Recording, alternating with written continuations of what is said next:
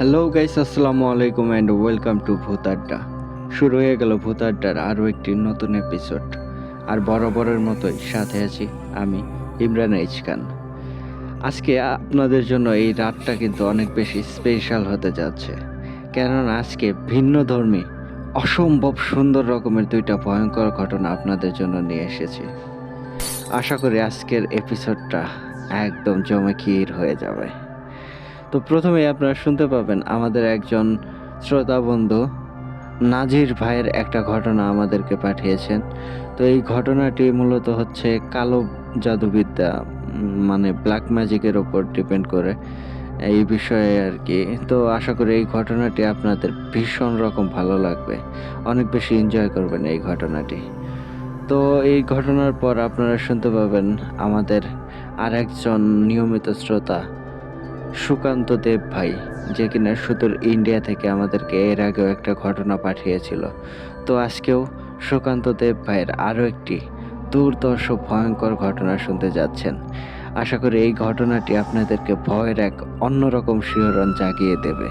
তো মূল ঘটনায় যাওয়ার আগে আপনাদেরকে বলতে চাই, আপনারাও যদি আমাদেরকে ঘটনা পাঠাতে চান সেই ক্ষেত্রে কিন্তু আপনাদের কাছে দুইটি উপায় আছে। প্রথমত আপনারা সরাসরি আমাদেরকে হোয়াটসঅ্যাপে নক দিতে পারেন, আর হোয়াটসঅ্যাপ নাম্বারটি আমাদের ডেসক্রিপশন বক্সে অথবা কমেন্ট বক্সে প্রিন্ট আপ করা আছে। এছাড়াও আপনারা চাইলে কিন্তু আমাদেরকে সরাসরি ইমেইলের মাধ্যমে ঘটনা পাঠাতে পারেন, আর ইমেল অ্যাড্রেসটি হচ্ছে bhutadda.stories@gmail.com। আপনাদের জানা সেরা ভয়ের ঘটনাটি আমাদেরকে লিখে পাঠিয়ে দিন। তো আর কথা বলবো না, এখন সরাসরি চলে যাব আমাদের প্রথম ঘটনায়। চলুন শুনে আসি নাজির ভাইয়ের কালো জাদুবিদ্যা নামক সেই ভয়ঙ্কর ঘটনাটি।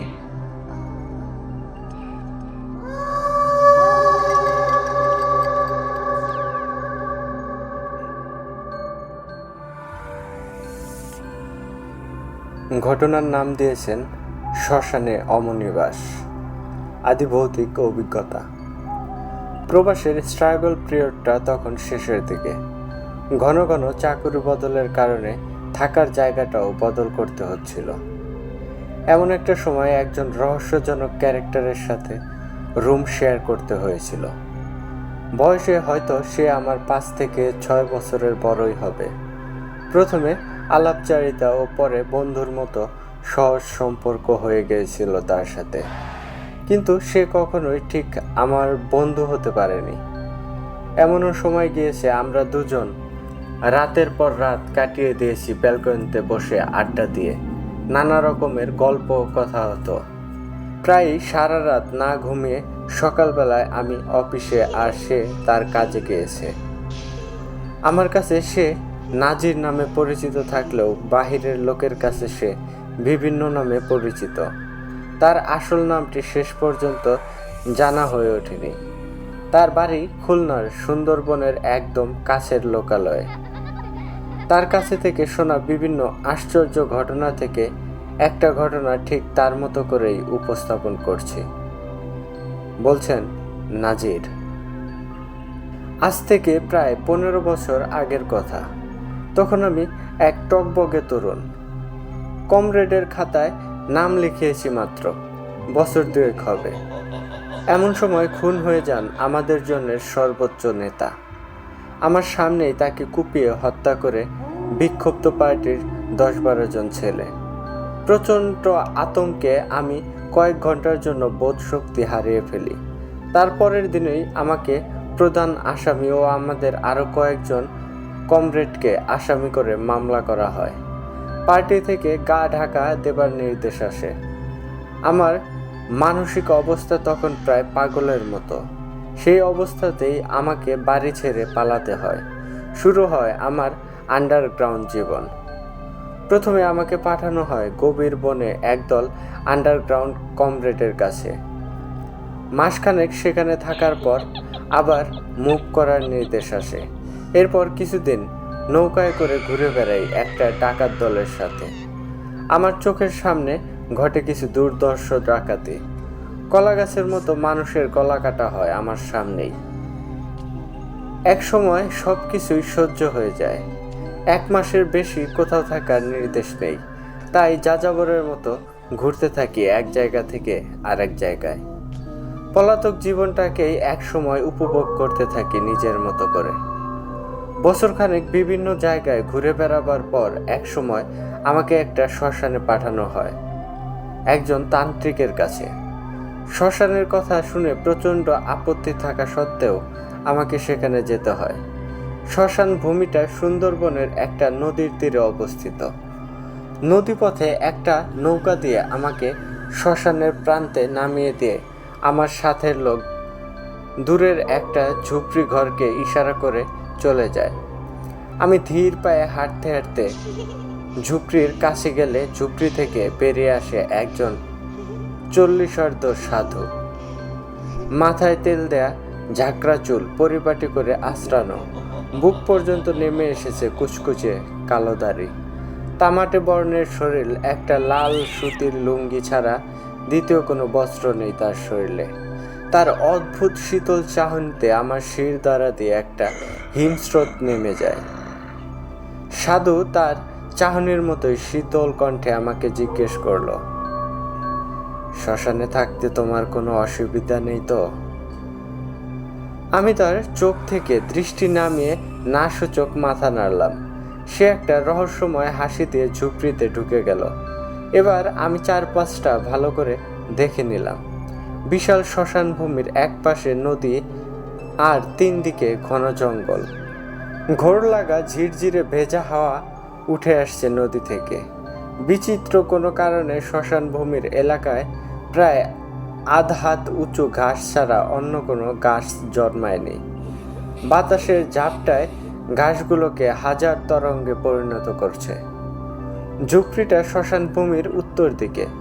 পরে সাধুর কাছ থেকে জানতে পারলাম প্রায় 2 কিলোমিটার দূরে হিন্দুদের একটা লোকালয় আছে। সেই লোকালয়ে কখনোই যাওয়া হয়নি, সাধুর নিষেধ ছিল। কোনো হিন্দু মারা না গেলে এইদিকে সাধারণত লোকজন আসে না, তাই এলাকাটা সম্পূর্ণ জনকোলাহল মুক্ত। কিছুক্ষণ পর সাধুর ঝুপড়ি থেকে বের হয়ে আমাকে ভেতরে ডাকলো। মাথা নিচু করে ঝুপড়িতে ঢুকে দেখি সালার চট দিয়ে ভেতরটা পরিবেশন করা। এক পাশে বিছানা আর অপর পাশে বিচিত্র জিনিসপত্রে ঠাসা। মাটির তৈরি ছোট বেদির ওপর একটা কালী মূর্তি। মূর্তিটা কোনো কুচকুচে কালো পাথরের তৈরি। সাধু আমাকে কাঁথার তৈরি বিছানাটা দেখিয়ে বলল, এখন থেকে ওটাই তোমার বিছানা। আমি রাতে ঘুমাই না, শুধুমাত্র সকালে কয়েক ঘন্টার জন্য আমাকে বিছানাটা ছেড়ে দিতে হবে। তোমার অসুবিধা হবে না তো? আমি আবার নাসূচক মাথা নাড়লাম। ঝুপড়ির সামনের বেড়াটাই দরজা। বেড়াটার পাশে সরিয়ে রাখা হয়েছে। এখন সামনে ধুধু উন্মুক্ত শ্মশান ভূমি। শেষ বিকেলের আলোয় পরিবেশটা কেমন বিষণ্ণ লাগছিল। আশ্চর্য নীরব পরিবেশটা আমার মাথায় হালকা একটা মানসিক চাপ ফেলে দিয়েছিল। ঝুপড়ির পাশেই সাধু একটা উনুনে মাটির হাঁড়িতে চাল ফোটাচ্ছে। চালের সাথে 2টো আলু সেদ্ধ দেওয়া হয়েছে। সেদিন সূর্য ডোবার আগেই সাধুর সাথে খাওয়া পর্ব সম্পন্ন করি। সেদ্ধ আলুর সাথে পেঁয়াজ ভেঙে দিয়ে কয়েকটা কাঁচা লঙ্কা ও লবণ দিয়ে আলু ভর্তা বানানো হয়েছে। আলু ভর্তা আর ভাতই সাধুর 3 বেলার মেনু। মাটির বাসনে খেতে খেতে সাধু জানালো সূর্যাস্তের পর তার খাওয়া দাওয়া নিষেধ, তাই সূর্য ডোবার আগেই তাকে দিনের খাবার শেষ করে সম্পূর্ণ করতে হয়। খাওয়া শেষে সাধু পানি গরম করে দুধ চিনিবিহীন চা বানিয়ে আমাকে 1 কাপ বাড়িয়ে দিল। আমি স্বচ্ছন্দে বিষাদ তরলটা চুমুক দিয়ে সূর্যাস্ত দেখছি। পলাতক জীবনের কারণে ততদিনে আমার খাওয়া দাওয়ার রুচিবোধ প্রায় পশুর পর্যায়ে চলে গিয়েছিল। যখন গভীর বনে থেকেছি তখন শুধু হরিণ আর পাখি পুড়িয়ে খেয়েছি। শীতের সময় অতিরিক্ত ঘেওড়া খাওয়ার কারণে হরিণের মাংস টক ও বিষাদ হয়ে যায়। বাধ্য হয়ে সেই বিষাদ মাংসই খেতে হয়েছে। 1 মুঠো ভাতের জন্য প্রাণটা আনচান করত, কিন্তু গহীন জঙ্গলে ভাত কেবল স্বপ্ন হয়েই ছিল। জেলেদের সাথে থাকাকালীন সময়টা স্বর্গের মতো মনে হতো। গরম ভাতের সাথে চিংড়ির ঝোল বা মাছের তরকারি স্বর্গের চেয়ে কোনো অংশেই কম ছিল না। সূর্য ডোবার সাথে সাথে আমার একটা খটকা লাগলো। বনের দিক থেকে ভেসে আসা পাখির ডাক আর বানরের চিৎকার হঠাৎ থেমে গেল। আশ্চর্য, এমন তো হবার কথা না। পাখিগুলো অন্তত আরো আধা ঘন্টা পরে শান্ত হবার কথা। শুধুমাত্র বাঘ এলেই কয়েক মুহূর্তের জন্য বনে এমন নীরবতা নেমে আসে। পাখিগুলো উড়ে যায় গাছ থেকে, কিন্তু এখানে পাখিদের উড়াউড়ি তো বোঝা যাচ্ছে না।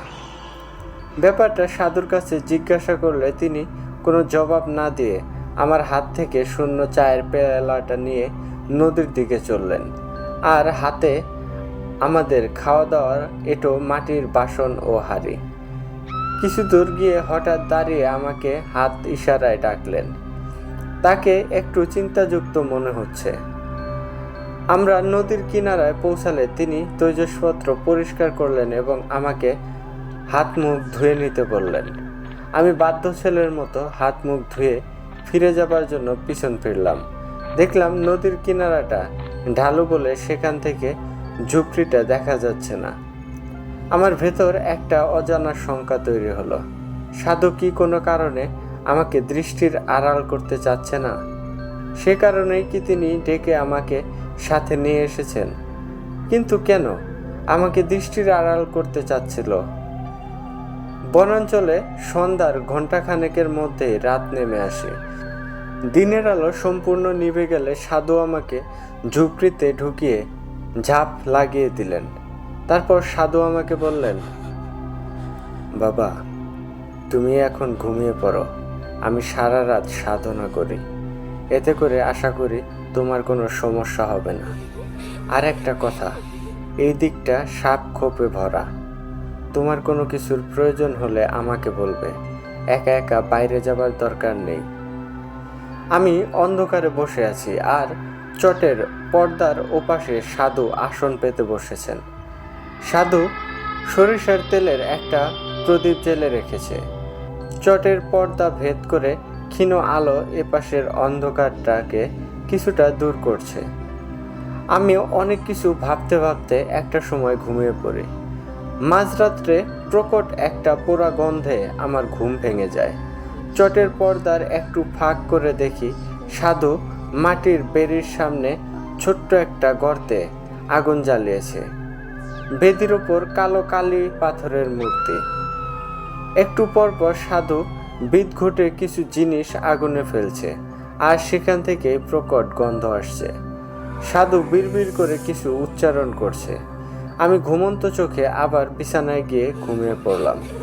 ঘুম ভাঙল একদম ভোর সকালে।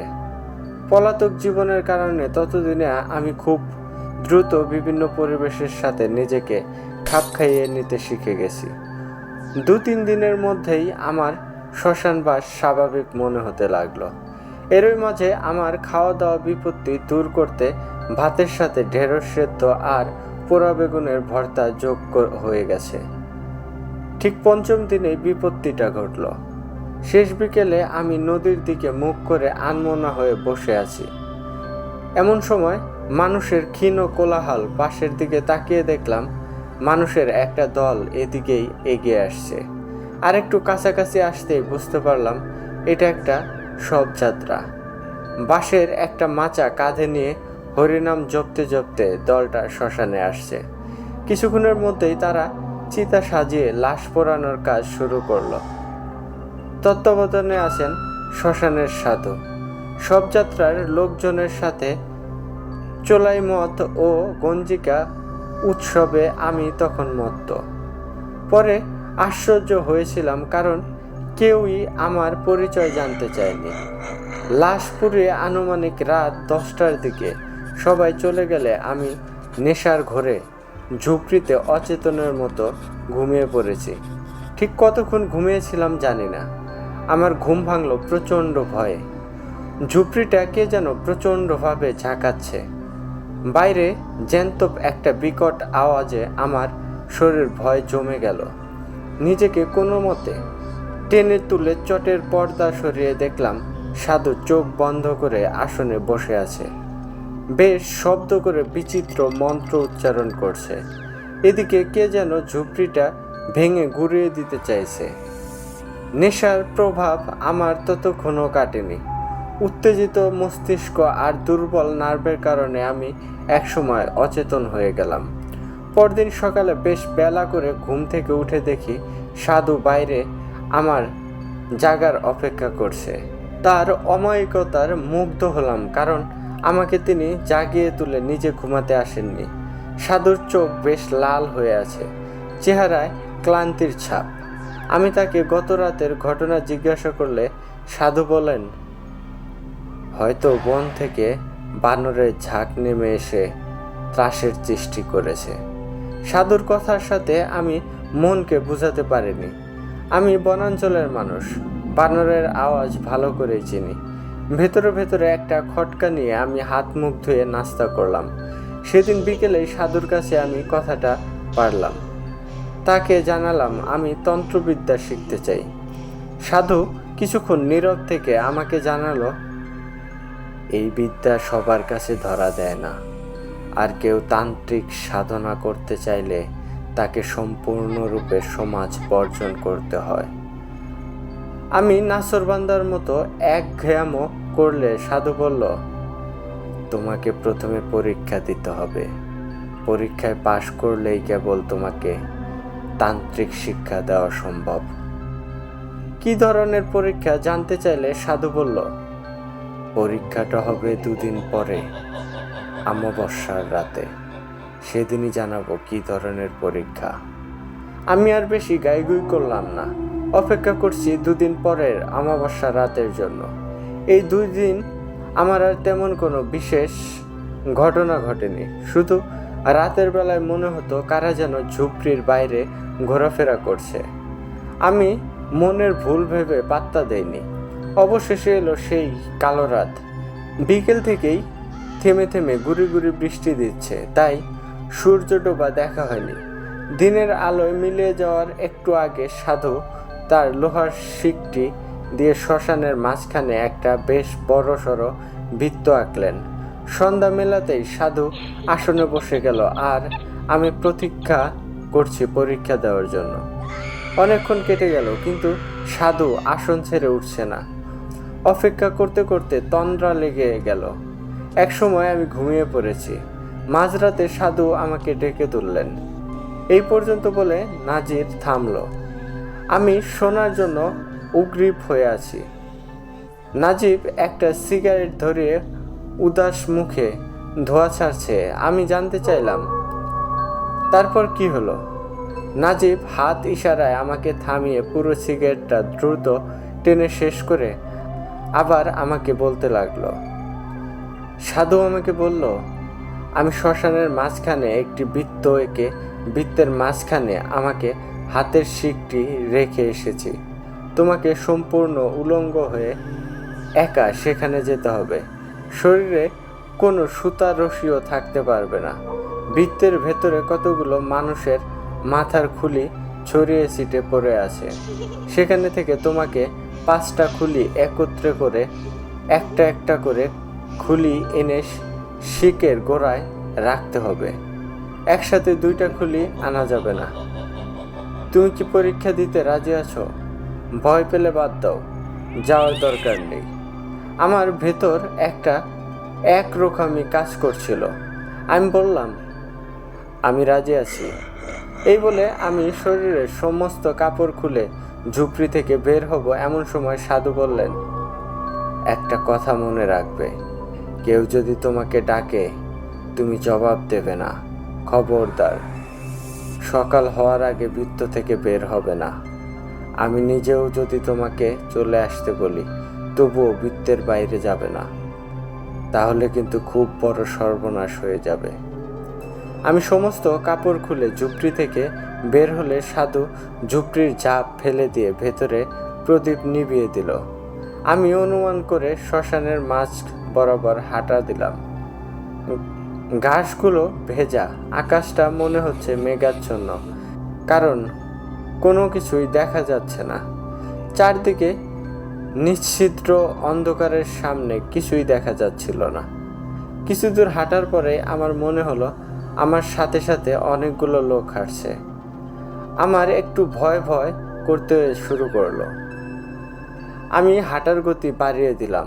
কে যেন আমার কানের কাছে মুখ নিয়ে বলল, তুই কেন এখানে এসেছিস? ভয় পেয়ে আমি অন্ধকারে পাগলের মতো দৌড়ে সামনে এগোতে লাগলাম। একটা সময় আবার মনে হলো আমি শ্মশানের মাঝ বরাবর এসে গেছি, কিন্তু লোহার শিকটি খুঁজে পাচ্ছি না। আমি হামাগুড়ি দিয়ে হাতড়াতে লাগলাম। কিছুক্ষণের মাঝেই আমার হাতে পড়লো একটা খুলিতে। আমি খুলিটা হাতে নিয়ে হাতড়ে বেড়াচ্ছি শিকের খোঁজে। প্রায় ঘন্টাখানেক পাগলের মতো হামাগুড়ি হাতড়ে শিকটা পেয়ে গেলাম। একটু বিশ্রাম নেওয়ার জন্য বসলাম শিকটার পাশে। মাথা প্রচণ্ড ঝিমঝিম করছে। অদূরেই কারা যেন ফিস ফিস করে কথা বলছে। আমি প্রচণ্ড ভয় পেতে শুরু করেছি, কিন্তু বৃত্ত ছেড়ে চলে যাবার উপায় নেই। আমি খুলিটা শিকের গোড়ায় রেখে আবার হাতড়ে হাতড়ে খুলি খুঁজছি। কিছু দূর যেতেই আবার হাতে আর একটা খুলি আসলো। আমি খুলিটা হাতে নিয়ে অনুমান করে আবার শিকের দিকে গেলাম। খুলিটা শিকের গোড়ায় রাখতেই অদূরে অনেকগুলো কণ্ঠ একসাথে হেসে উঠল। ভয়ে আমার শিরা উপশিরা সব যেন জমে যাচ্ছে। একটা অদম্য ইচ্ছা তাড়া করছে, তাই আমি আবার খুলি খুঁজতে গেলাম। কিছুক্ষণের মধ্যে তৃতীয় খুলিটা আমার হাতে লাগলো। আমি হাতড়ে হাতড়ে শিকের কাছে ফিরে এলাম, কিন্তু আশ্চর্য, আগের রেখে যাওয়া একটা খুলিও সেখানে নেই। আমি প্রচণ্ড ভয় পেতে শুরু করেছি। আর ঠিক সেই সময় দূর থেকে কারা যেন ইনিয়ে বিনিয়ে কেঁদে উঠল। ভয়ে আমার তখন মাথা খারাপ অবস্থা। শিকের পাশে বসে পুরো পরিস্থিতি বোঝার চেষ্টা করছি। হঠাৎ প্রচণ্ড একটা হুটপুটি শুনতে পারলাম। সেই সাথে জোরে ঠান্ডা বাতাস দিচ্ছে। কোনো কিছুতেই পাত্তা না দিয়ে আমি আবার খুলির খোঁজে মাটি হাতড়াচ্ছি। একটা নারী কণ্ঠ বেশ স্পষ্টভাবে আমাকে বলল, নাজির, তুই ফিরে যা, তোর ভালো হবে। আয় আমার কাছে আয়, তোকে রাস্তা দেখিয়ে নিয়ে যাব। ভয়ে আমার নার্ভ ততক্ষণে অত্যন্ত দুর্বল হয়ে পড়েছে। সাধুর কথা মতো আমি সেদিকে কান না দিয়ে খুলি খুঁজছি, পাগলের মতো এদিক সেদিক ছুটছি। হঠাৎ আমার নাকে বিদ ঘুটে একটা পচা গন্ধ এসে লাগলো। আমি সামনে এগোচ্ছি, গন্ধটা ততই বাড়ছে। সামনে এগোতে এগোতে একটা সময় একটা নড়াচড়া অনুভব করছি, আর বিশ্রী মাংস পচা গন্ধে আমার নারী উপড়ে আসছে। এমন সময় সাধু ঝুপড়ে থেকে চিৎকার করে বললেন, খবরদার নাজির, আর এক পা সামনে আগাবি না। আমার একদার হাত সামনে কে যেন বিকট একটা হাসি দিয়ে উঠল, আর আমি টাল সামলাতে পারলাম না, অজ্ঞান হয়ে গেলাম। আমার যখন জ্ঞান ফিরল তখনও আমি খোলা মাঠেই পড়ে আছি। পূবের আকাশ ততক্ষণে ফর্সা হতে শুরু করেছে। আমার পাশেই সাধু বসে আছেন। আমি তখনও উলঙ্গ। আমি উঠে বসে দেখি সাধুর দেয়া বৃত্তের আধ হাত দূরে আমি বসে আছি। সাধু আমাকে বলল, ভয় পেয়েছ? আমি হ্যাঁ সূচক মাথা নাড়লাম। সাধু বলল, যাও নদীতে গোসল দিয়ে কাপড় পরে নাও। আমি নিঃশব্দে উঠে নদীতে গোসল দিয়ে ঝুপড়িতে ফিরে গেলাম, কাপড় চোপড় পরলাম। সাধু ততক্ষণে চা বানিয়ে ফেলেছে। এক কাপ আমার হাতে দিয়ে বলল, সব কাজ সবাইকে দিয়ে হয় না, মা কালী সবাইকে আশীর্বাদ করেন না। তিনি আমার ডান হাতে একটা কবচ বেঁধে দিয়ে বললেন, কখনো মনের ভুলেও এই কবচটা খুলবে না। তারা তোমাকে চিনে ফেলেছে, যে কোনো সময় তোমার ক্ষতি করতে পারে। এই কবচটা তোমাকে রক্ষা করবে। সেদিন বিকেলেই আমাকে অন্যত্র সরিয়ে নেওয়া হয়। আমি কয়েকদিন পর্যন্ত মানসিকভাবে ঠিক সুস্থ ছিলাম না। নাজির তার টি শার্টের ডান হাতার দিকে উল্টিয়ে আমাকে কবচটা দেখিয়ে বলল, এই কবচটা আমি আজও সাথে নিয়ে ঘুরছি। 21 শতকে এমন গাঁজাখড়ি কাহিনী হজম করা আমার পক্ষে সত্যিই কষ্টকর। আমি নাজিরকে প্রশ্ন করার জন্য তার দিকে তাকালাম। তার মুখে একটা ভয়ানক আতঙ্কের ছাপ দেখে আর প্রশ্ন করা হয়নি। পৃথিবীতে এমন অনেক ঘটনাই ঘটে যার কোনো ব্যাখ্যা নেই। নাজিরের কাহিনীকে সেই রকম ঘটনা বলেই মনে করি আমি। ব্যাপারটা নিয়ে আর ঘাটাঘাটি করিনি। প্রিয় লিসেনার্স, সেই রাতের কাহিনী আমি যথাসম্ভব কমিয়ে বলার চেষ্টা করেছি। অনেক কিছুই বাদ দিয়েছি, কারণ মানুষ যখন একা থাকে তখন ভয় নামক দানবটা তাকে জেঁকে ধরে। সেই রাতে নাজির অনেক কিছুই দেখেছিল বলে দাবি করেছে। সাইকোলজিক্যাল কারণে সেই দৃশ্যগুলির বর্ণনার অন্তর্ভুক্তি বর্জন করলাম। তো এই ছিল আজকের ঘটনা। আশা করি আপনাদের খুব ভালো লাগবে, আর ভালো লাগলে অবশ্যই কমেন্ট করে জানাবেন। আপনাদের উৎসাহ পেলে আবারও নতুন ঘটনা নিয়ে আপনাদের সাথে হাজির হব। ভূতাড্ডা দীর্ঘজীবী হোক।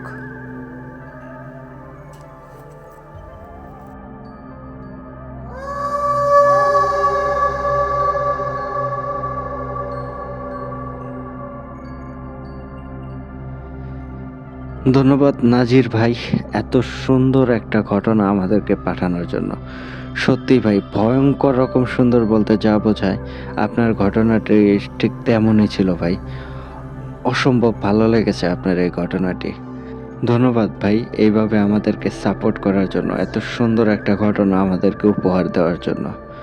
তো বন্ধুগণ, আপনারা কিন্তু অবশ্যই কমেন্ট করে জানাবেন নাজির ভাইয়ের এই ঘটনাটি কেমন লেগেছে আপনাদের কাছে। তো আর কথা বাড়াবো না, এখন সরাসরি চলে যাব আমাদের দ্বিতীয় ঘটনায়, অর্থাৎ সুকান্ত দেব ভাইয়ের ভয়ঙ্কর সেই ঘটনাটি। চলুন শুনে আসি।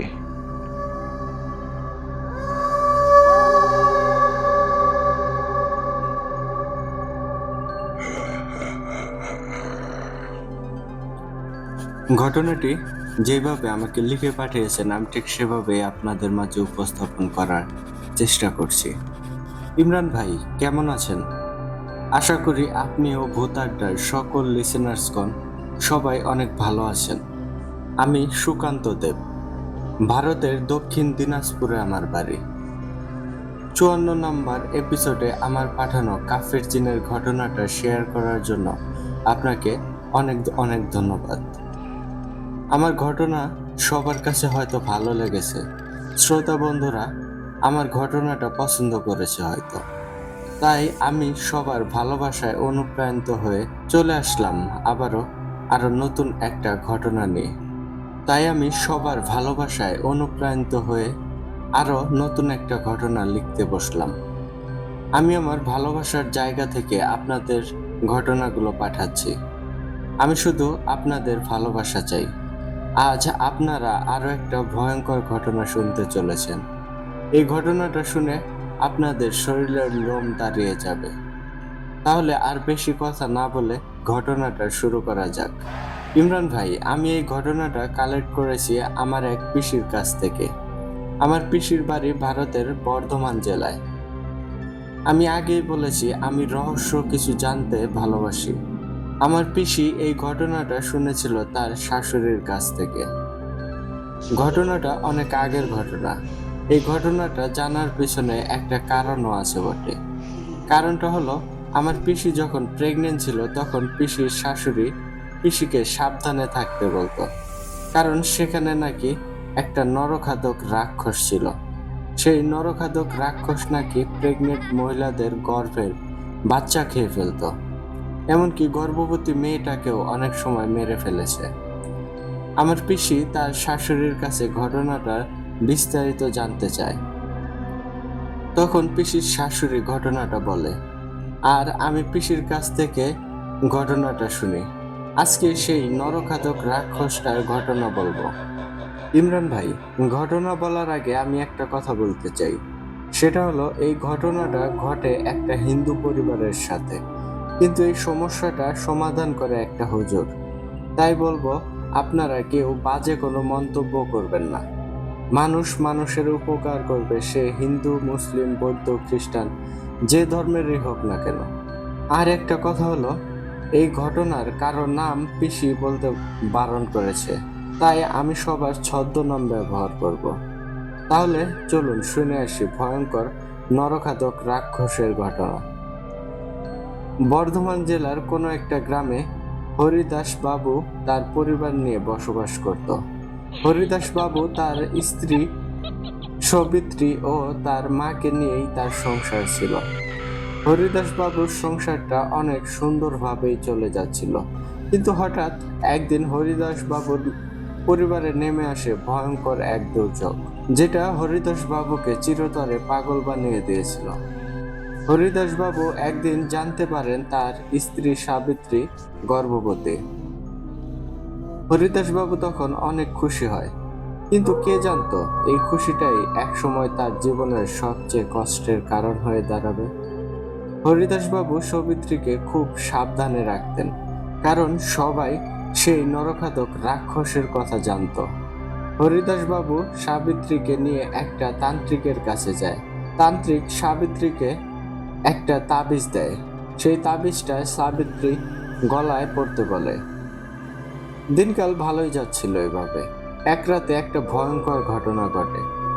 সাবিত্রী ওয়াশরুমে যাওয়ার জন্য বের হয়। সাবিত্রীর সাথে হরিদাস বাবু যায়। সে সময় ওয়াশরুম বাড়ি থেকে একটু দূরেই থাকতো। সাবিত্রী ওয়াশরুমে যায় আর হরিদাস বাবু বাইরে দাঁড়িয়ে থাকে। হরিদাস বাবুর ওয়াশরুমের আশেপাশে একটু ঝোড় জঙ্গল ছিল, সেখানে একটা বড় বেল গাছও ছিল। হরিদাস বাবু খেয়াল করে বেল গাছে মনে হয় কিছু একটা আছে, কারণ বেল গাছটা কেমন যেন নড়ছিল। হরিদাস বাবু ভাবে হয়তো কোনো পাখি বা বানর হবে। হরিদাস বাবু সেটা পাত্তা দেয় না। সাবিত্রী ওয়াশরুম থেকে বের হয়ে আসে, তারপর তারা দুজনে ঘরে চলে আসে। ঘরে এসে তারা ঘুমিয়ে যায়। রাত তখন আনুমানিক অনেক হবে। হঠাৎ সাবিত্রী চিৎকার করে ওঠে। চিৎকার শুনে হরিদাস বাবুরও ঘুম ভেঙে যায়। হরিদাস বাবু সাবিত্রীকে জিজ্ঞেস করে, কি হয়েছে? সাবিত্রী বলে, একটা কালো লোমওয়ালা মানুষের মতো কিছু একটা তার পেটে হাত বুলিয়ে দিচ্ছে। প্রথমে সাবিত্রী স্বপ্ন ভেবেছিল, কিন্তু পরে সে বুঝতে পারে সে স্বপ্ন দেখছে না, সত্যি সত্যিই কেউ তার পেটে হাত বুলিয়ে দিচ্ছে। সাবিত্রী ভেবেছিল হয়তো হরিদাস তার পেটে হাত বুলিয়ে দিচ্ছে। তার জন্য সাবিত্রী সেই হাতটা ধরতে যায়। যখন সাবিত্রী হাতটা ধরে তখন সে বুঝতে পারে সেটা হরিদাসের হাত না, হাতটা পশমওয়ালা হাত। সাবিত্রী ভয় পায়। সাবিত্রী চোখ খুলে অন্ধকারে আবছা আলোয় দেখতে পায় একটা লোমশওয়ালা মানুষের মতো কেউ তার পেটে হাত বুলিয়ে দিচ্ছে। এটা দেখে সাবিত্রী চিৎকার করে ওঠে। সাবিত্রীর কথা শুনে হরিদাস বাবুর মুখটা মুহূর্তের মধ্যেই ভয়ে শুকিয়ে যায়। হরিদাস বাবু তার মাকে ডাকে। তার মা সব শুনে সেও ভয় পায়। সেই রাতটা কোনো রকমে কেটে যায়। পরের দিন হরিদাস বাবু সাবিত্রীকে নিয়ে একটা ভালো তান্ত্রিকের কাছে যায়। তান্ত্রিককে সবকিছু বিস্তারিত বলে। সব শুনে তান্ত্রিক দুইটা তাবিজ দেয়, আর সেই সাথে লাল আর সাদা পাউডারের মতো কিছু একটা দেয়। সেই পাউডার ঘরের মধ্যে ছিটিয়ে দিতে বলে, আর তাবিজ দুইটা বাড়ির উঠানে একটা পুঁতে রাখতে বলে, আর একটা ঘরের মধ্যে পুঁতে রাখতে বলে। হরিদাস বাবু তান্ত্রিকের কথা মতো তাবিজ দুইটা দুই জায়গায় পুঁতে রাখে, আর পাউডার গুলো ঘরের মধ্যে ছিটিয়ে দেয়। এমন ভাবে কিছুদিন কেটে যায়। সাবিত্রী অনেক সাবধানে থাকে। রাতের বেলায় সে ঘরের বাইরে বের হয় না। এক সন্ধ্যায় সাবিত্রী তার শাশুড়ির সাথে রান্না করছিল। একটা দরকারে সাবিত্রীর শাশুড়ি ঘরের মধ্যে যায়। সাবিত্রী চুলার পারে একাই থাকে। সাবিত্রীর শাশুড়ি এসে দেখে সাবিত্রী সেখানে নেই। সাবিত্রীর শাশুড়ি সাবিত্রীকে ডাকে, কিন্তু কোনো সাড়া পায় না। সাবিত্রীর শাশুড়ি তখন ভয় পেয়ে যায়। সে তার বাড়ির পেছনে যায় ওয়াশরুমের দিকে। সেখানে যেতেই দেখতে পায় একটা কালো লোমশ মানুষের মতো একটা জন্তু সাবিত্রীকে টেনে নিয়ে যাচ্ছে। সাবিত্রী অজ্ঞান অবস্থায় ছিল তখন। এটা দেখে সাবিত্রীর শাশুড়ি চিৎকার করে ওঠে আর মানুষজন ডাকে। তার ডাক শুনে পাশের বাড়ি থেকে মানুষ বের হয়ে আসে। মানুষগুলো আসার আগে সেই জন্তুটা সাবিত্রীকে ছেড়ে দিয়ে এক লাফে বেল গাছে উঠে অদৃশ্য হয়ে যায়। তারপর সাবিত্রীকে ঘরে নিয়ে আসা হয়। সাবিত্রীর জ্ঞান ফিরলে তাকে জিজ্ঞেস করা হয় কি হয়েছিল। সাবিত্রী তখন ভয়ে ভয়ে জানায়, সে যখন একা একা রান্না করছিল হঠাৎ তার মনে হলো একটা গরম নিঃশ্বাস তার কাঁধে পড়ছিল। সে পিছনে ঘুরে তাকাতেই দেখতে পায় সেই জন্তুটা তার পিছনে দাঁড়িয়ে আছে। কি ভয়ঙ্কর দেখতে তাকে! সাবিত্রী সেই জন্তুটাকে দেখেই ভয়ে অজ্ঞান হয়ে যায়। তারপর যা হয়েছে সেটা তো সাবিত্রীর শাশুড়ি দেখেছে। রাতে হরিদাসবাবু এসে ঘটনাটা শোনেন। তারপর তখনই সাবিত্রীকে সাথে নিয়ে একটা পুরোহিতের কাছে যান। পুরোহিতকে সবকিছু বলা হয়। তান্ত্রিক যে তাবিজ আর পাউডার দিয়েছিল সেটাও হরিদাসবাবু পুরোহিতকে বলে। পুরোহিত তখন সাবিত্রীর হাতে একটা লাল সুতা বেঁধে দেয় আর একটা কালো সুতা দেয়, সেটা সাবিত্রীর কোমরে বেঁধে রাখতে বলে। পুরোহিত একটা ফুল নিয়ে সাবিত্রীর হাতে দেয়। সেই ফুলটা একটা পাত্রে ভিজিয়ে রাখতে বলে আর সেই পানি খেতে বলে ও পানি দিয়ে গোসলও করতে বলে। সাবিত্রী পুরোহিতের কথা মতো সব কিছুই করে। এদিকে আস্তে আস্তে সাবিত্রীর পেট বড় হচ্ছিল। পুরোহিতের দেয়া জিনিসগুলো ব্যবহার করে সাবিত্রীর 1 মাস কোনো সমস্যা হয়নি। 1 মাস পর ঘটে ভয়ঙ্কর ঘটনা। এক রাতে হরিদাস বাবুরা সবাই ঘুমিয়েছিল। আনুমানিক মাঝরাত হবে। হরিদাস বাবুর ঘুম ভেঙে যায় কারো ডাকে। হরিদাস বাবু শুনতে পায় তার পাশের বাড়ির এক কাকা তাকে ডাকছে। হরিদাস বাবু উঠে বাহিরে যায় কিন্তু কাউকেই দেখতে পায় না। হরিদাস তার সেই কাকার নাম ধরে ডাক দেয় কিন্তু কোনো সাড়া শব্দ নেই। হরিদাস অবাক হওয়ার সাথে বেশ ভয়ও পায়। হরিদাস ঘরে চলে যায়। ঘরে গিয়ে হরিদাস দেখে সাবিত্রী বিছানায় নেই। হরিদাস ঘরের মধ্যে সাবিত্রীকে খুঁজে পায় না। সাথে সাথে সে তার মাকে ডাকে। হরিদাস আর তার মা সাবিত্রীকে বাড়ির বাইরে খুঁজতে থাকে কিন্তু কোথাও খুঁজে পায় না। হরিদাস পাশের বাড়ি থেকে মানুষ ডাক দেয়। সবাই মিলে তখন সাবিত্রীকে খোঁজে কিন্তু কোথাও যেন পাচ্ছিল না। হরিদাস আর তার মা কান্নাকাটি লাগিয়ে দেয়। আশেপাশের বাড়ির মানুষ জেগে যায় তাদের কান্নার শব্দে। সবাই তখন সাবিত্রীকে খুঁজতে চারিদিকে ছড়িয়ে পড়ে কিন্তু কোথাও সাবিত্রীকে পাওয়া যায় না। এদিকে রাত শেষ হয়ে যাচ্ছে। সবাই ধরেই নিয়েছিল সাবিত্রীকে নরঘাতক রাক্ষস হয়তো নিয়ে গেছে, কারণ সবাই জানতো সাবিত্রীর সাথে কি কি ঘটনা ঘটেছিল। তাছাড়া আগেও এমন ঘটনা অনেক ঘটেছে এই গ্রামে। হরিদাস পাগলের মতো হয়ে যায়, দিক বেদিক ছোটাছুটি করে। গ্রামের মানুষ সবাই যার যার বাড়িতে চলে যায়। হরিদাস আর তার মা উঠানে বসে থাকে। হঠাৎ করে একটা যুবক ছেলে হরিদাস বাবুর বাড়িতে আসে। ছেলেটা দেখতে খুবই সুন্দর ও সুদর্শন ছিল। ছেলেটাকে আগে কেউ দেখেনি। ছেলেটার পরনে সাদা পাঞ্জাবি আর মাথায় পাগড়ি পরা ছিল। ছেলেটা মুসলিম ছিল, সেটা তার পোশাক দেখেই বোঝা যাচ্ছিল। সেই যুবক ছেলেটা হরিদাস বাবুর কাছে আসে। তারপর হরিদাস বাবুকে জানায় তার স্ত্রী সাবিত্রী তার বাড়ির পেছনে বেল গাছতলায় অজ্ঞান হয়ে পড়ে আছে। হরিদাস ছেলেটার পরিচয় জানতেও ভুলে যায়। যুবক ছেলেটার কথা শুনে হরিদাস সাথে সাথে বাড়ির পেছনে বেল গাছের কাছে যায়।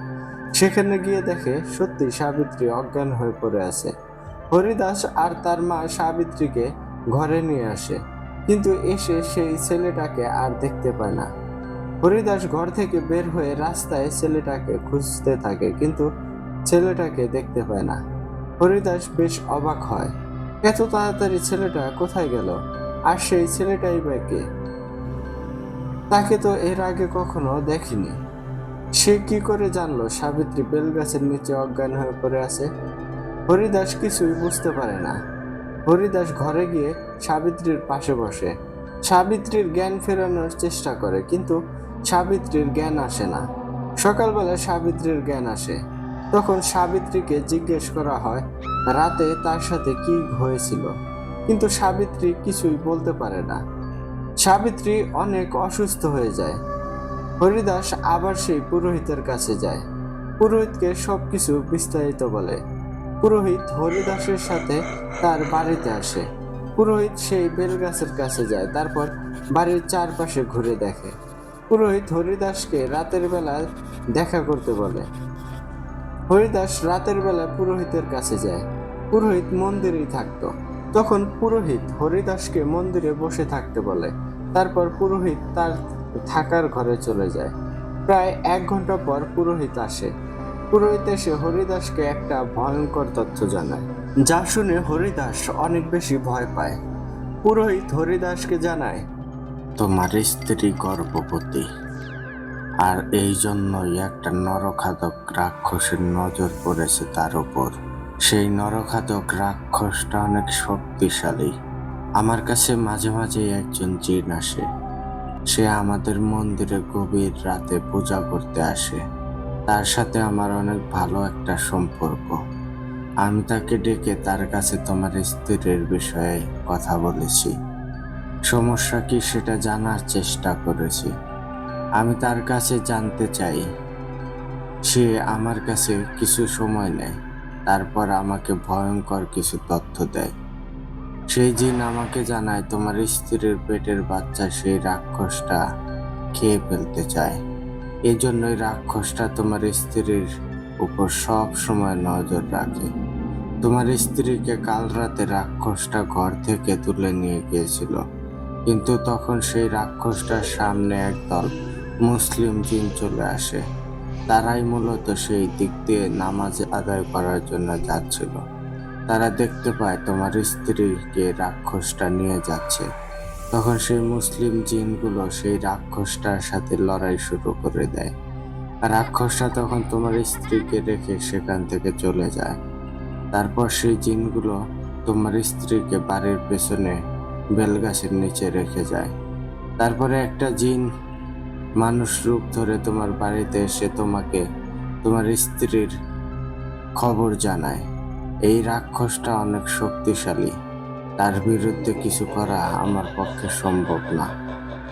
তুমি ভালো কোনো তান্ত্রিকের কাছে যাও, না হলে যে কোনো সময় বড় ধরনের বিপদ হতে পারে। হরিদাস পুরোহিতের কথা শুনে কি করবে ভেবে পায় না। পুরোহিত আরো জানায়, কোনো তাবিজ বা বাড়ি বন্ধ করে ওই রাক্ষসটাকে আটকানো যাবে না, কারণ সেই রাক্ষসটা তার শক্তি দিয়ে সব নষ্ট করে দিতে পারে। হরিদাস এক বুক হতাশা আর ভয় আতঙ্ক নিয়ে বাড়ি চলে আসে। বাড়িতে এসে তার মাকে সবকিছু জানায়। তার মা একটা তান্ত্রিকের ঠিকানা দেয়। পরদিন হরিদাস সাবিত্রীকে নিয়ে সেই তান্ত্রিকের কাছে যায়। কিন্তু অবাক করা বিষয় হলো, তান্ত্রিক হরিদাস আর সাবিত্রীকে দেখেই চলে যেতে বলে। তান্ত্রিক জানায় তারা যে কাজের জন্য এসেছে সেটা সে করতে পারবে না। হরিদাস তান্ত্রিককে অনেক অনুরোধ করে, কিন্তু তান্ত্রিক হরিদাসের কোনো কথাই শোনে না। হরিদাস বাড়ি চলে আসে। হরিদাস আবার সেই পুরোহিতের কাছে যায়। পুরোহিতকে অনুরোধ করে কিছু একটা করার জন্য। পুরোহিতও রাজি হয় না, কিন্তু অনেক অনুরোধ করার পরে পুরোহিত জানায় সে চেষ্টা করে দেখবে। পুরোহিত সেদিন রাতেই হরিদাসের বাড়িতে যায়। মাঝরাতে পুরোহিত সেই রাক্ষসটাকে হাজির করার চেষ্টা করে, কিন্তু রাক্ষসটাকে হাজির করতে পারে না। পুরোহিত সেই রাতে অনেকবার চেষ্টা করে, কিন্তু কোনো কাজই হয় না। সকাল হলে পুরোহিতও চলে যায়। সেই রাতে পুরোহিতের সাথে একটা ভয়ঙ্কর ঘটনা ঘটে। পুরোহিত রাতে ঘুমিয়েছিল। হঠাৎ করে পুরোহিতের মনে হলো কেউ যেন তার গলা চেপে ধরে আছে। পুরোহিত চোখ মেলে তাকিয়ে দেখে একটা কালো লোমশওয়ালা জন্তু তার বুকের উপর উঠে তার গলা চেপে ধরে আছে। পুরোহিত এটা দেখে বেশ ভয় পায়। পুরোহিত মন্ত্র পাঠ করে, কিন্তু সেই রাক্ষসটা পুরোহিতের গলা ছাড়ে না। পুরোহিত দেখে রাক্ষসটা দেখতে খুবই ভয়ঙ্কর। তার চোখ দুইটা আগুনের মতো লাল হয়ে আছে। খুব রাগী দৃষ্টিতে পুরোহিতের দিকে তাকিয়ে আছে। পুরোহিত অনেক মন্ত্র পাঠ করে, কিন্তু রাক্ষসটা কিছুতেই পুরোহিতকে ছাড়ে না। একসময় সেই রাক্ষসটা পুরোহিতকে জানায় সে যেন হরিদাসের বাড়িতে আর না যায়। কাল রাতে পুরোহিত রাক্ষসটাকে হাজির করার চেষ্টা করেছে, সেই জন্য রাক্ষসটার অনেক সমস্যা হয়েছে। রাক্ষসটা আরো জানায় সে যেভাবেই হোক সাবিত্রীর পেটের বাচ্চাটাকে সে খেয়ে ফেলবে। কেউ তাকে আটকাতে পারবে না। আর কেউ যদি সাবিত্রীকে বাঁচাতে সাহায্য করে তাহলে তাকেও সে মেরে ফেলবে।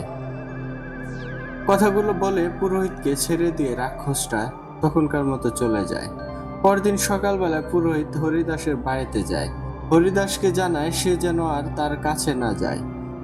পুরোহিত হরিদাসকে জানায় যদি পারে কোনো মুসলিম ভালো হুজুরের কাছে যেতে, কারণ হুজুররা এসব বিষয়ে অনেক কিছুই জানে। হরিদাস মুসলিম হুজুরের কাছে যেতে একটু আপত্তি করে, কিন্তু হরিদাসের মা হরিদাসকে হুজুরের কাছে যেতে বলে। হরিদাস একটা ভালো হুজুরের খোঁজ পায়, কিন্তু সেই হুজুরের বাড়িটা ছিল অনেক দূরে। হরিদাস প্রথম দিন একা একাই সেই হুজুরের কাছে যায়।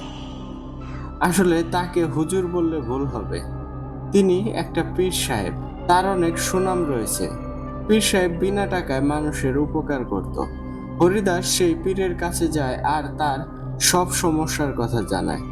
সবকিছু শুনে পীর সাহেব হরিদাসকে একটা পাত্রে পানি পড়া দেয়। সেই পানি সাবিত্রীকে খেতে বলে।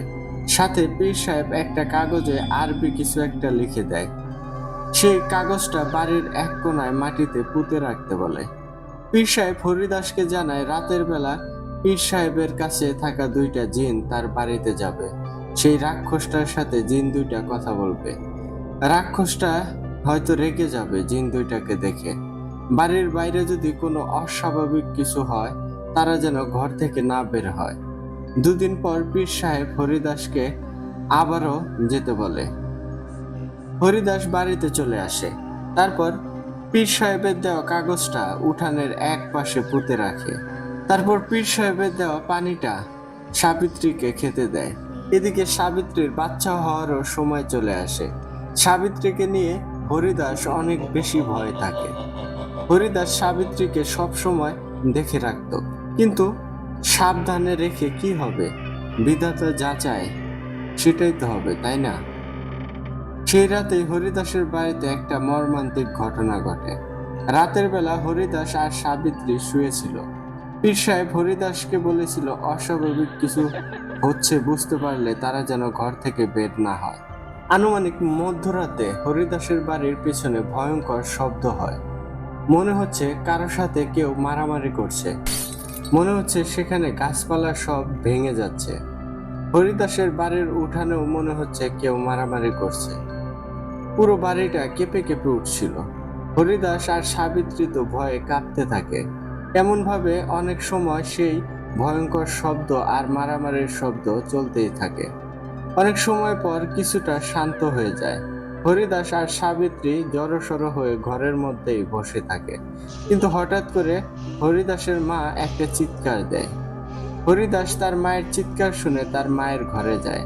হরিদাস দেখে তার মায়ের ঘরের দরজাটা খোলা আর তার মা বাড়ির উঠানে পড়ে আছে। হরিদাস তার মায়ের কাছে যায়। হরিদাস দেখে তার মায়ের সারা শরীর থেকে রক্ত ঝরছে। শরীরের বিভিন্ন জায়গায় মাংসও নেই। গলার কাছে গভীর একটা ক্ষত। হরিদাসের মা হরিদাসের কোলেই শেষ নিঃশ্বাস ত্যাগ করে, অর্থাৎ মারা যায়। হরিদাস তার মায়ের মৃত্যুতে কান্না করে ওঠে, আর তখনই হরিদাস সাবিত্রীর চিৎকার শুনতে পায়। হরিদাস সাবিত্রীর চিৎকার শুনে দৌড়ে ঘরে চলে যায়। এদিকে হরিদাসের মায়ের সেই শেষ আর্তচিৎকার আর হরিদাসের কান্না শুনে পাশের বাড়ির মানুষের ঘুম ভেঙে যায়। তারা হরিদাসের বাড়িতে আসে। এসেই দেখে হরিদাসের মা উঠানে পড়ে আছে, তার শরীর থেকে রক্ত ঝরছে।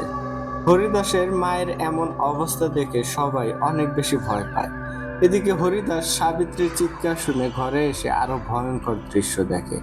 হরিদাস দেখে সাবিত্রী রক্তাক্ত হয়ে বিছানায় পড়ে আছে, আর সাবিত্রীর পাশে সেই ভয়ানক রাক্ষসটা কিছু একটা খাচ্ছে।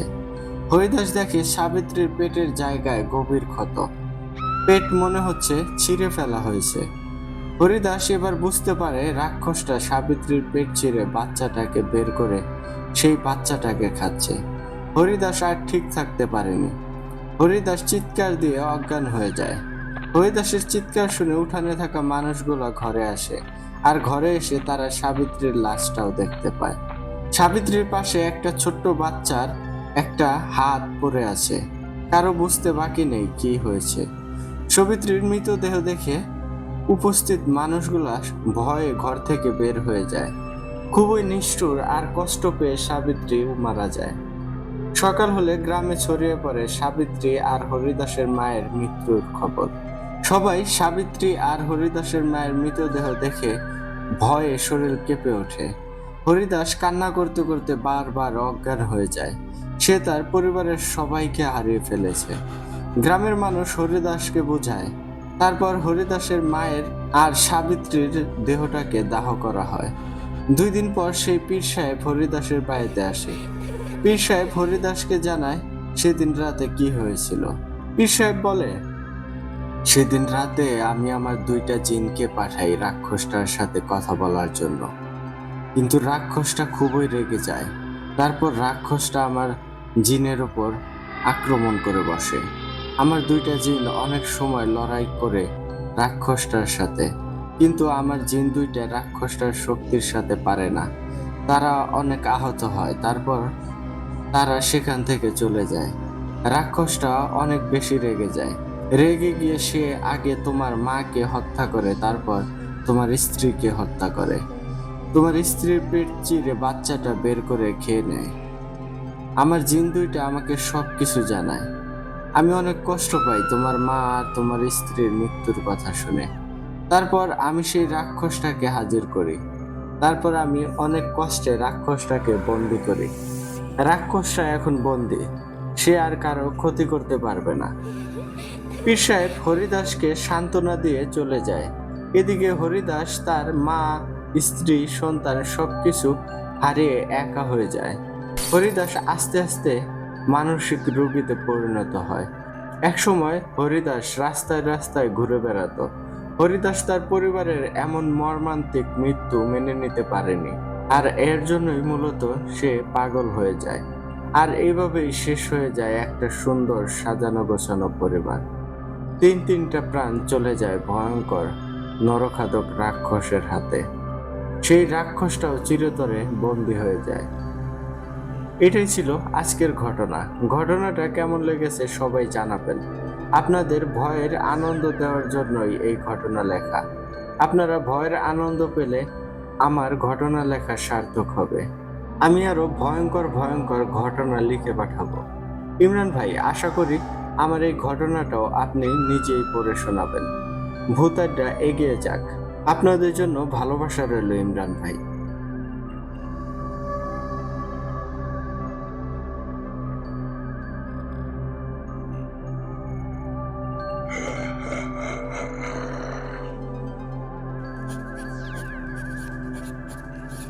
ধন্যবাদ সুকান্ত দেব ভাই, এত সুন্দর একটা ঘটনা আমাদেরকে লিখে পাঠানোর জন্য। সত্যি ভাই, আপনার লেখার ভাই এক কথায় ফ্যান হয়ে গেলাম ভাই। এত সুন্দর গুছিয়ে আপনি লেখেন না, সত্যি পড়েও অনেক বেশি মজা পাই। এর আগে আপনি যে ঘটনাটি পাঠিয়েছিলেন ওটা এক কথায় ভাই অন্যরকম একটা ঘটনা ছিল, আর আজকে যেটা দিলেন ভাই মাস্টারপিস ভাই। ভয়ঙ্কর সুন্দর লাগছে ভাই, অসম্ভব ভালো লাগছে আপনার এই ঘটনাটি। আশা করি আমাদের শ্রোতা বন্ধুদেরও আপনার এই ঘটনাটি ভীষণ রকম ভালো লেগেছে। তো বন্ধুগণ, আপনারা কিন্তু অবশ্যই কমেন্ট করে জানাবেন আমাদের সুকান্ত দেব ভাইয়ের এই ঘটনাটি আপনাদের কাছে কেমন লেগেছে। তো এই ছিল আজকের আয়োজন, আশা করি আপনাদের ভীষণ রকম ভালো লেগেছে। আর চলে যাওয়ার আগে আপনাদেরকে বলতে চাই, আপনারাও যদি আমাদেরকে ঘটনা পাঠাতে চান সেক্ষেত্রে কিন্তু আপনাদের কাছে 2টি বই আছে। আপনারা প্রথমত আমাদেরকে সরাসরি হোয়াটসঅ্যাপে নক দিতে পারেন, অথবা আপনারা চাইলে কিন্তু আমাদেরকে ইমেলের মাধ্যমে ঘটনা পাঠাতে পারেন।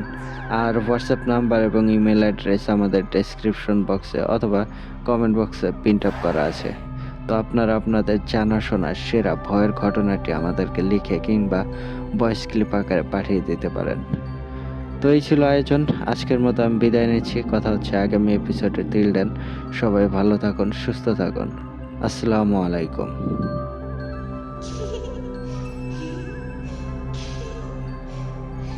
Hehehehe